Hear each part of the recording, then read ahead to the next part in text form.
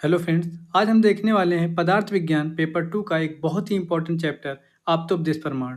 इससे 3 एमसीक्यू और एक एसएक्यू ये तो आना गारंटेड है और ज़्यादातर चांसेस है कि वो एलएक्यू आप्तोपदेश से ही आएगा। तो कुल मिला के आप्तोपदेश प्रमाण का वेटेज हुआ 18 मार्क्स। और इस लेक्चर में मैं आप्तोपदेश प्रमाण आपको ट्रिक के साथ याद करा दूंगा और इसके बाद आपको अलग से बुक पढ़ने की आवश्यकता नहीं पड़ेगी। तो सबसे पहले हम देख लेते हैं कि इस लेक्चर में हम क्या क्या देखने वाले हैं।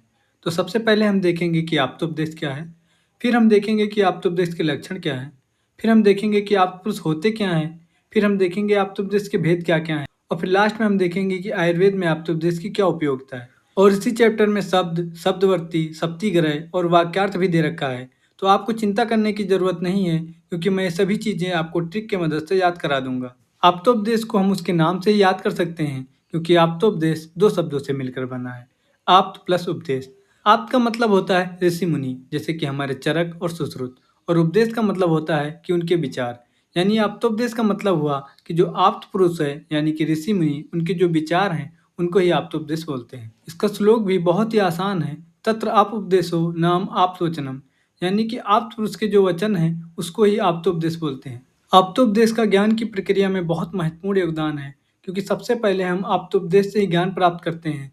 उसके बाद संदेह होने पर हम प्रत्यक्ष और अनुमान से उसकी परीक्षा करते हैं। उसके बाद हमें सत्य ज्ञान की प्राप्ति होती है। नेक्स्ट हम देखते हैं कि आप्त पुरुष कौन है और उनके लक्षण क्या हैं। तो जैसा कि मैंने पहले भी बताया कि आप्त पुरुष होते हैं ऋषि मुनि जैसे कि हमारे चरक और सुश्रुत।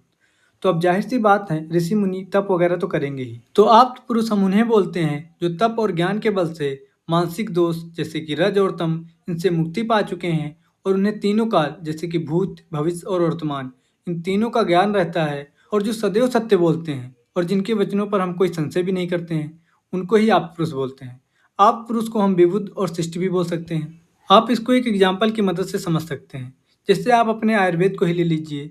जो हमारे ऋषि मुनि हैं जैसे चरक और सुश्रुत, इन्होंने एक मेडिकल साइंस ही तैयार कर दी है और जो आज इतनी टेक्नोलॉजी होने के बाद जिस बीमारी का इलाज होता है उसका इलाज हमारे आप पुरुष जैसे कि चरक और सुश्रुत ने इन्होंने सदियों पहले ही दे दिया था। यानी कि उन्होंने तप और ज्ञान के बल से भूत, भविष्य और वर्तमान इन तीनों काल का ज्ञान प्राप्त कर लिया था। नेक्स्ट हम देखते हैं आप्तोपदेश के भेद और उसकी आयुर्वेद में उपयोगिता।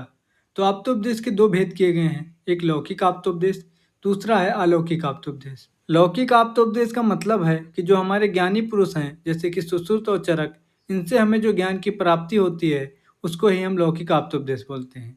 अलौकिक आप्तोपदेश का मतलब है कि जैसे कि वेद, जैसे कि महाभारत वगैरह, इनसे जो हमें ज्ञान की प्राप्ति होती है उसको हम अलौकिक आप्तोपदेश बोलते हैं। तो नेक्स्ट हम देखते हैं आप्तोपदेश की आयुर्वेद में उपयोगिता। तो इसको हम एक एग्जाम्पल की मदद से समझते हैं।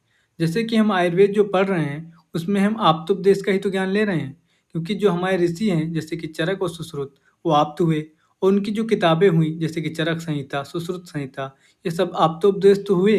तो मान लीजिए आपके पास कोई पेशेंट आएगा, उसके नाखून पीले हैं, उसकी आंखों में पीलापन है, तो आप सोचेंगे अरे यार, हमने तो चरक संहिता में पढ़ा था कि अगर नाखून पीले हों, आंखों में पीलापन है तो जॉन्डिस होता है। यानी कि आपने आप्तोपदेश की मदद से डिजीज को डायग्नोसिस किया और उसका ट्रीटमेंट भी आप आप्तोपदेश की ही मदद से करेंगे।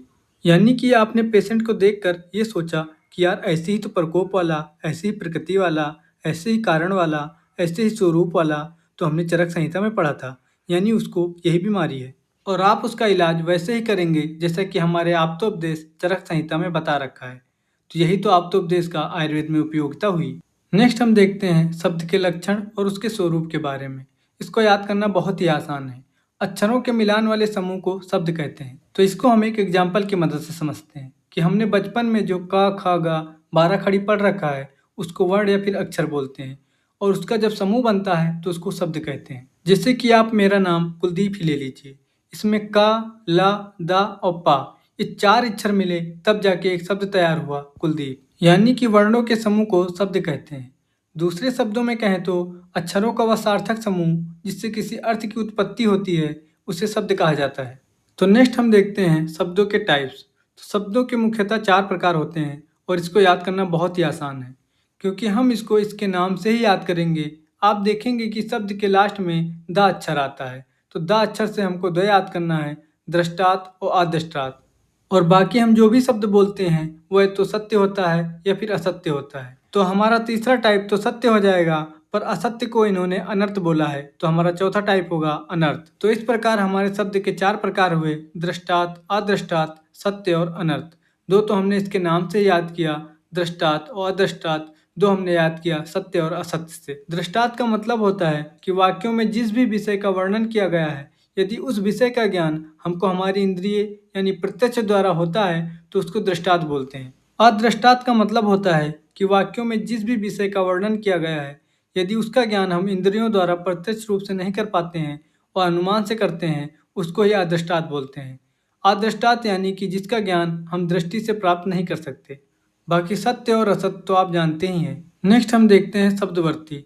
इसको शब्दार्थ बोधक वृत्ति भी बोलते हैं, यानी कि पावर ऑफ वर्ड। यानी कि शब्द की जो ज्ञान कराने वाली शक्ति है, उसी को ही शब्दवृत्ति बोलते हैं।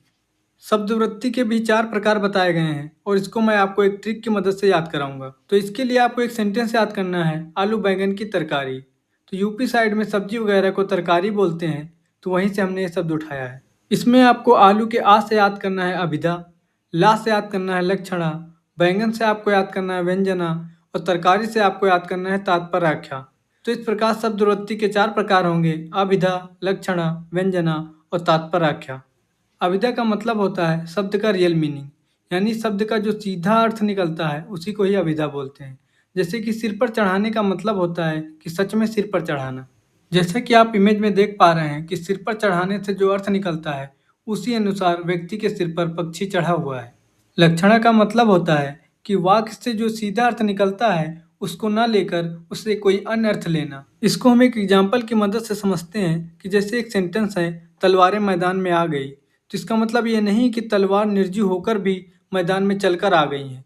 इसका मतलब है कि तलवार बंद सिपाही मैदान में आ गए हैं। यहाँ पर हमने तलवारें मैदान में आ गई, उससे जो सीधा अर्थ निकलता है उसको न लेकर अन्य अर्थ लिया है, इसीलिए इसको लक्षणा बोलते हैं। व्यंजना का मतलब होता है जब अभिधा और लक्षणा दोनों अपना अर्थ नहीं बता पाते, तब हमें जिस शक्ति से तीसरे अर्थ का बोध होता है उसको ही व्यंजना बोलते हैं। तो इसको हम एक एग्जाम्पल की मदद से समझते हैं। मान लो कोई बच्चा फेल हो गया है और उसके पिताजी बोलते हैं, तुमने तो बहुत अच्छा काम किया है, तुम तो मेरा नाम रोशन करोगे। तो अभिधा के अनुसार यदि इसका सीधा अर्थ देखें तो इसका मतलब है कि पिताजी तारीफ कर रहे हैं। अब बच्चे के फेल होने पर तो वो तारीफ करने से रहे, तो इसका तीसरा अर्थ निकलता है कि वो ताना मार रहे हैं। यानी यहाँ पर वाक्य के व्यंजन शक्ति से ये अर्थ निकल रहा है कि पिताजी ताना मार रहे हैं। तात्पर्य आख्या का मतलब होता है कि एक शब्द के अनेक अर्थ होते हैं, तो हमें प्रसंग, काल और स्थिति के अनुसार उसका अर्थ समझना है। इसको आप एक उदाहरण की मदद से समझें तो सेंधों के 2 अर्थ होते हैं, एक होता है नमक और दूसरा होता है घोड़ा। तो मान लीजिए यदि भोजन करते समय कोई सेंधो मांग रहा है तो आप उसको नमक देंगे, ना कि घोड़ा। और युद्ध के समय यदि कोई सेंधो लाओ बोल रहा है तो आप उसको घोड़ा देना है, ना कि नमक। तो हमारा नेक्स्ट टॉपिक है शक्ति ग्रह, यानी शब्द के अर्थ को ग्रहण करने का जो साधन है, यानी कि शब्द के अर्थ के जानने का जो साधन है, उसको ही शक्ति ग्रह बोलते हैं। यानी कि जिन साधनों से हम किसी अज्ञात शब्द के अर्थ का ज्ञान प्राप्त करते हैं उसे शक्ति ग्रह बोलते हैं, और ये टोटल 8 होते हैं। तो इनको याद करना बहुत ही आसान है, क्योंकि हमें जब किसी भी शब्द का अर्थ जानना होता है तो सबसे पहले हम व्याकरण यानी कि ग्रामर देखते हैं। अगर नहीं समझ में आता तो हम उसको किसी से कंपेयर करके देखते हैं। अगर फिर भी समझ नहीं आ रहा है तो हम डिक्शनरी यानी कि कोश खोल के देखते हैं। अगर फिर भी नहीं समझ में आ रहा है तो हम देखेंगे कि इस शब्द के बारे में किसी आप्त पुरुष ने कुछ बोला है कि नहीं, यानी कि आप्त वाक्य देखेंगे। शब्द का अर्थ व्यवहार से भी पता चलता है। जैसे कि पिताजी ने कहा पानी लाओ तो माँ पानी लेके जाती है, तो बच्चा ये देखकर समझ जाता है कि इसको पानी बोलते हैं, और जब भी पिताजी उसको पानी लाने को बोलेंगे तो उसको भी यही लेकर जाना है। शब्द का अर्थ हमें वाक्य शेष यानी कि स्पीच, विवर्ती यानी कि इंटरप्रिटेशन और सानिध्य यानी नॉन वर्ड्स, इनसे भी पता चलता है। इन 8 टाइप को याद करने के लिए मैं आपको आसान सी ट्रिक बताता हूँ कि 3 आपको तो वाह वाह से याद करना है, व्याकरण, व्यवहार और विवर्ती। व्याकरण के साथ आपको कोश को भी याद कर लेना है, क्योंकि व्याकरण का मतलब ग्रामर होता है और कोश का मतलब होता है डिक्शनरी। तो 4 आपको एक साथ याद करना है, व्याकरण, व्यवहार, विवर्ती और कोश। और 2 आपको वाक्य से याद करना है, वाक्य शेष और आप्तवाक्य। 2 आपको अलग से याद कर लेना है, उपमान और सानिध्य। इस प्रकार ये 8 आपको याद रह जाएंगे। हमारा नेक्स्ट टॉपिक है वाक्य का स्वरूप, यानी कैरेक्टरिस्टिक ऑफ सेंटेंस। तो जैसा कि हमने पहले पढ़ा था कि अक्षरों के समूह को शब्द कहते हैं, ठीक वैसे ही शब्दों के समूह को वाक्य बोलते हैं। बस यहाँ पर उसका सार्थक अर्थ निकलना जरूरी है। यानी कि शब्दों का ऐसा समूह जिससे कोई सार्थक अर्थ निकलता है उसको वाक्य बोलते हैं, यानी कि सेंटेंस बोलते हैं।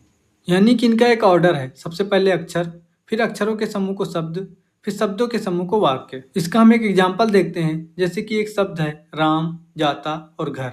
ये केवल शब्दों का ढेर है, क्योंकि ये समूह नहीं है तो इनका कोई अर्थ नहीं निकलता है।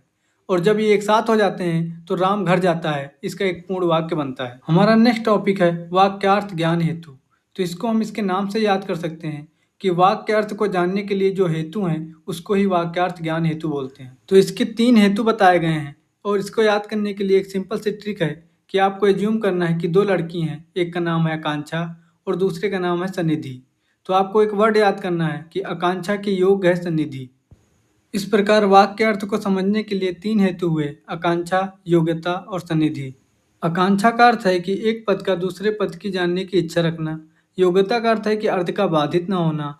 और सनिधि का अर्थ होता है कि पदों का एक साथ लंबे समय के अंतराल पर उच्चारण होना।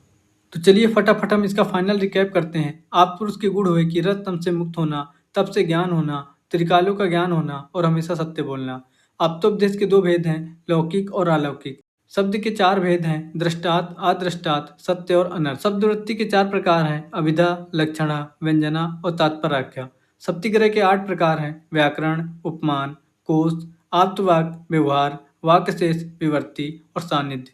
वाक्यार्थ ज्ञान हेतु के 3 प्रकार हैं, आकांक्षा, योग्यता और सनिधि। तो यहीं पर हमारा आप्तोपदेश प्रमाण का चैप्टर समाप्त हुआ। आपको ये वीडियो कैसा लगा आप हमको कमेंट सेक्शन में ज़रूर बताना। यदि हमारी वीडियो में आपको कोई इम्प्रूवमेंट चाहिए तो भी हमको बता सकते हैं। बाकी इसका PDF आपको हमारे टेलीग्राम चैनल पर मिल जाएगा।